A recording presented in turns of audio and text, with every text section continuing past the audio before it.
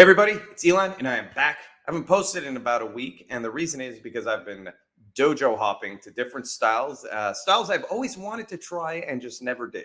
So this next one is one I've liked since I'm a kid because I saw a movie that starts off with a theme song that goes like this. I got the power. I think you guys know what I'm talking about. I'm talking about The Perfect Weapon, starring Jeff Speakman. And so I did a Kenpo karate class. So stay tuned because I'm going to share my thoughts. And I have a ton of videos, which are awesome, showing a bunch of Kenpo stuff. So I have a really interesting outlook on this style. Here's my intro video. Pow pow, inside fighting, yeah, dangerous martial arts. Pow pow, ooh ah. Okay, so Kenpo karate. I went to Ben Cohen's Kenpo karate in Boca Raton. First of all, I just want to say this guy's a super nice guy. And I think it's important to mention this when it comes to martial arts classes. It's not always the style. I know I say that it is the style, but it's also the instructor. I mean, it makes a difference in terms of how much you're going to enjoy what you're doing. And I think that's a huge part of martial arts. Not everything has to be because it's the deadliest thing in the world or because you want to be a pro fighter. Sometimes if you're doing a martial art, you love it, you have a great instructor who's inspirational, who has a great outlook on things and just comes from a place of passion, that can go a long way regardless of what the style is. At least for me, that has an effect on me. And I will say this about Ben.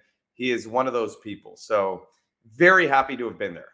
Now, my views on Kenpo karate, we're talking about specifically Ed Parker Kenpo, but I'm going to do a branch off into this style called 12 points Kenpo, which Ben introduced me to by Grandmaster Pickman, who trained directly under Ed Parker since he was like 10 years old. And so he has a different approach and an evolution of Kenpo, which seems to be a little bit of a common theme in Kenpo. You see Jeff Speakman created Kenpo 5.0, and you see Pickman here Grandmaster Pickman has a different approach. So let's just look at some of the stuff, some of the movements in Kenpo. I haven't really gone through these videos in detail. I kind of wanted to have first live reactions. But there's a consistent theme I found in the way Kenpo is traditionally taught. And it's something that I don't necessarily love. I understand why it's done that way.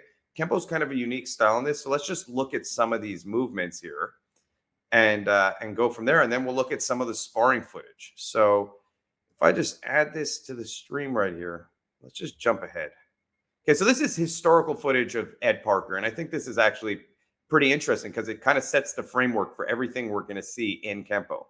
And if you look, a lot of what happens in Kenpo comes from positions that are deemed self-defense positions. Someone grabbing both your wrists, someone grabbing you from the back, someone throwing a straight punch. It's all based entirely on this kind of, see here, he's grabbing the wrist. It's all based entirely on this kind of structured response. I'm going to grab your wrist. You're going to do ABC. And then interestingly enough, after ABC, the rest of the alphabet is free flowing, but you have to do ABC. And this was something that when I was at the Kenpo school just recently, he said he disagreed with. He said not that he disagreed with, but he felt that it kept him in a structure as opposed to being a freestyle way of fighting. And Ben had already competed in the past. He's a little bit older now, but in the past he competed in, kickboxing and in I think point karate fights. So he was a more free flowing guy. And it's Kenpo seems to be entirely driven based on set responses to set triggers. I don't love this type of logic when it comes to teaching self-defense or fighting because fights are so chaotic and so crazy that I believe that you cannot have such conditioned responses in extreme stress. You actually have to train chaos. Chaos is the important part of training, that aliveness. Now, what I will give Kenpo here, if you look, and there's some really nice movements, they have a very good kind of consistent attack that just doesn't stop. So once they start, and I know this is a theory in Kenpo, is that every kind of hit should have a reaction and the next hit will come off of that reaction. In other words, if I hit you in the testes, in the good old groin right there, the good old baseballs, if I hit you in that spot, then you're going to have a consistent reaction. At least 99.999% of the population who is male, will compress inward, grab their groin, come down, which will bring your head into position for an upward strike. And then the motions continue from there.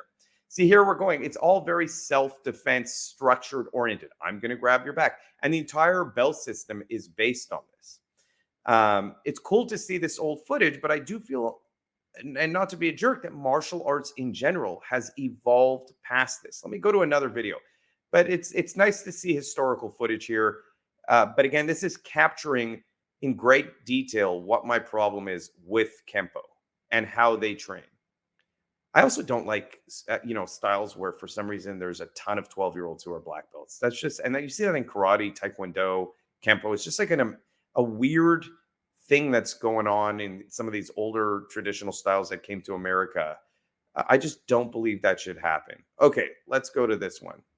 This is a demo, so let me go forward here. So they're doing a form. I mean, look, I can't criticize forms. I'm sure that it just, you want my honest opinion. Sometimes it just looks crazy to me. When I was a kid, I loved it. When I watched Perfect Weapon, if I would have seen this in the 80s in a movie, I would have been going crazy. I would have been doing this in my room. This would have been me knocking everything over, and my mom, punching me in the face and teaching me a lesson. I would have learned real quick. Real quick. I can't get away with that. But it does look kind of like a little bit of a child, not to put it down. I know people are going to hate that, but it does look like the body mechanics. I can see what he's doing there. He's grabbing, he's going for a throw. There is movement here, but it's just a lot. It's a lot for this guy right here. Let's see this. Are they doing sparring? So this looks like it's organized sparring. Like we're going to show you, ooh, he got kicked. Maybe it's a little bit more live than I thought. But they're sparring again, and I'm going to go into this in more detail later. Their sparring is teaching you a framework that, in my opinion, is not necessarily always effective for self-defense. And I'll go over that in great detail later. I don't believe that what we're seeing here is traditional Kenpo. I believe that what you're seeing here on the ground, like these parts right here, are a part of the evolution. But I do see ground stuff in Kenpo. I just think that it's become more popular to do ground stuff ever since the UFC. This looks like more what you see in most Kenpo classes. Like those crazy hits. Look, I think that could work on an untrained attacker if you just started coming at them like that. But you better hope you don't get clipped in the face because your hands are going up and down, up and down. They're not guarding. You're in range. There's a lot of spinning and showing your back in Kenpo, which is, again, the continuation of movement. That's their philosophy. But there's some physically structural things. Look, you hit someone in the throat 500 times in 3 minutes. I'm sure it's going to hurt him. But there are structural things which I just fundamentally disagree with from a self-defense point of view. Does that mean it's not effective? No, anything can work. I just have my viewpoint. This is not the training methodology that would work for me, like turning around and doing that donkey kick to him. I just want to show that again, like why? So let's just look here. Okay, he gets him to this position, takes him, knees him. Now the guy's down. He turns to kick him. Why? There's a million things you could do there besides that, but that's, kind of what you see in Kenpo a lot. You see this kind of continuation of movement, but to the point where it's not always practical. And people don't just stand there with their hands out in a fight. They continue fighting. And a lot of Kenpo ends with that back kick, that back donkey kick. But these are some of the things I see that I don't like. Again, I want to talk about what I do like. I do like the fact that they're teaching you to flow with your strikes. I think you could learn boxing your whole life. Boxing teaches you to throw combinations, but the combinations come off retraction. In other words, jab, cross, hook, jab, slip, uppercut, weave, hook. Even in Muay Thai, most combat sports styles, you're not doing this kind of flow of continuous strikes. Check this out, ladies and gentlemen. This flow of continuous strikes. Look at those techniques. You do see that in Filipino martial arts, but again, it's nice to see it in Kenpo. I think that there is a lot of value in that. Learning to move like that can help you, and it's a different way of training as a supplemental thing. If you were going to do a more combat sports style, I could see value in doing this, just to kind of break up how you move. And I'm sure these guys do hit hard. That I do believe. And I do like, here's something I do like also. I like that they train from positions that are self-defense positions. Like, I don't know, the jump stomp on the back and then the supposed neck break is so 1980s. But again, I do think it's effective. You'll never see a boxer trained from being choked. You'll never see a Muay Thai guy trained from someone having their back. So these are positions you should be training from, regardless of what I think about the techniques. And so it's good. Like here again, this just captures it. That's how they train. They train with that structure. So what Ben said, which was really nice, and he trains under here's Master Pickman. What he said, which is really, really nice, is that Pickman's approach, this 12-point Kenpo, has a completely different philosophy, which is far more free flowing. And you see it here already. He's kind of just in tight. He's using more clinch range techniques. He's grabbing the chin. He's showing rifle how the hand positions are similar. And what I want to say about what I was shown, which was very interesting, was the structures of engagement. Like they keep their shoulders back and their hands really high, almost like Tung Po in kickboxer. It's like a whole different approach to fighting. And I thought this was very unique because here they did seem to embrace the chaos, so to speak, more. See, he's going right into a clinch to a chin strap, which could lead into a guillotine. I don't know where he's taking it, but you do see a more reality-based approach here. And he's a Vietnam War vet. He's a tough guy. And so I think that played into the approach. And again, systems should have room to evolve. So let me just look at some of the sparring. And this is where I think it's good that Kenpo guys spar. Look, and Kenpo has created some great athletes. You have Chuck Liddell, who's a Kenpo guy. And I don't care what you want to say about Chuck Liddell. You could criticize him all you want. Not many people make it to that level of success in competitive fighting. So there's something there. He obviously learned to hit relaxed, hit hard, and flow with motion, which, again, I think are benefits of Kenpo. What I don't like about the way these people are sparring is I feel like this actually teaches you bad habits because you're trying to touch with the intention of make it seem like you're trying to fight. Like point karate is so honest about the fact that they're just trying to touch and then over. Here, there's a continuation, but what they're doing is they're learning bad habits because they're not actually really hurting each other or tagging each other. And so a lot of these step-ins, you see their hands come down, they pull their punch back early, they open up, they do moves that would not work in a street fight, and they put themselves into compromised positions because they're training a specific way in their sparring. So when it comes to sparring, I feel like you have to treat it. If you want it for self-defense, again, if you're doing this for sport, if you're doing it for fun, I think you have to, and I love anyone who spars. I think it's so important in martial arts to start having that reaction time and aliveness. But you see how you see this? This is how he's punching the guy's head. He's going boom, like this, like tagging you and pulling it back. This is not an effective punch. There's no follow through. He's learning to retract his punch early, and he's actually learning not to make contact, as opposed to just coming straight in and extending. Now, I can do this, and I can do it just to tag you and not put my whole body and go bam and try and break your face. I could do it in a way that, oh, I got you. Oh, I got you. Oh, I got you. And I could still move here and keep my proper body mechanics and structure. Another thing is, like here, let's just go to another sparring session here. And this one's actually better. These guys fight like an MMA fight. But so seems like more of an evolution. And I like the way they're fighting. But again, my problem here is if your motions in Kenpo that you're training all day are this, like hit down, hit up, here, like all this kind of cool stuff. Why are you sparring like it's an MMA fight? There's no reason for it. Spar how you train and make it work. I have a little bit of a weird thing when styles, because if you're going to fight like this, you may as well just do Muay Thai, boxing, and Jiu-Jitsu. Why train Kenpo? Because the benefit of Kenpo is it's teaching you this entire other subset of movement, which again, I believe has value and is very unique. He got hurt.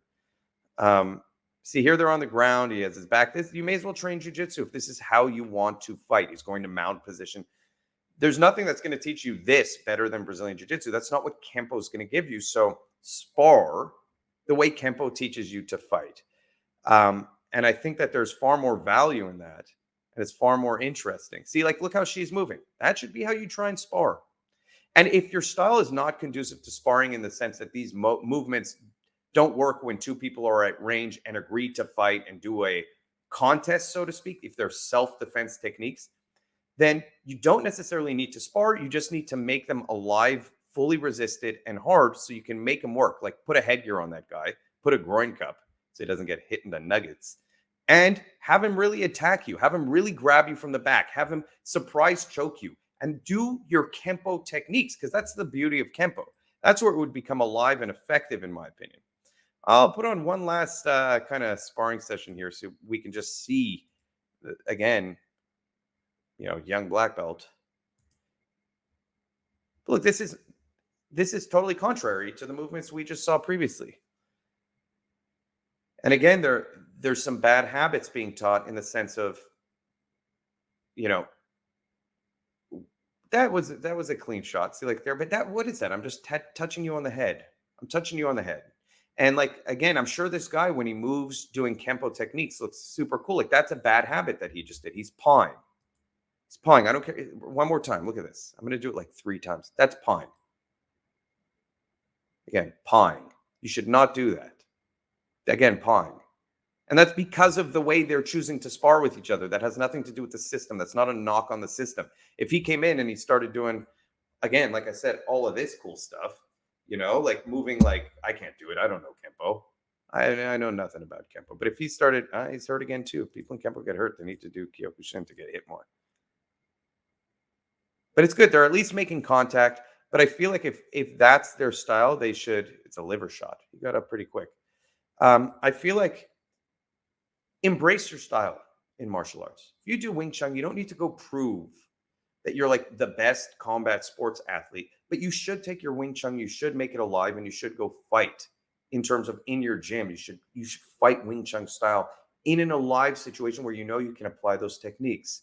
If you're doing Kenpo, again, I think there's a lot of value in some of those quick hand motions, in some of the power generating techniques. Because what I like about Kenpo is that one movement leads to the next. You're going to be driving a lot of power. It's kind of like one of the things I love. If you ever see a fighter called, he passed away, but Ramon Dekkers. He was a Dutch kickboxer. He went to Thailand, incredible fighter. But he had this philosophy of like your torque, and Dutch kickboxers have this.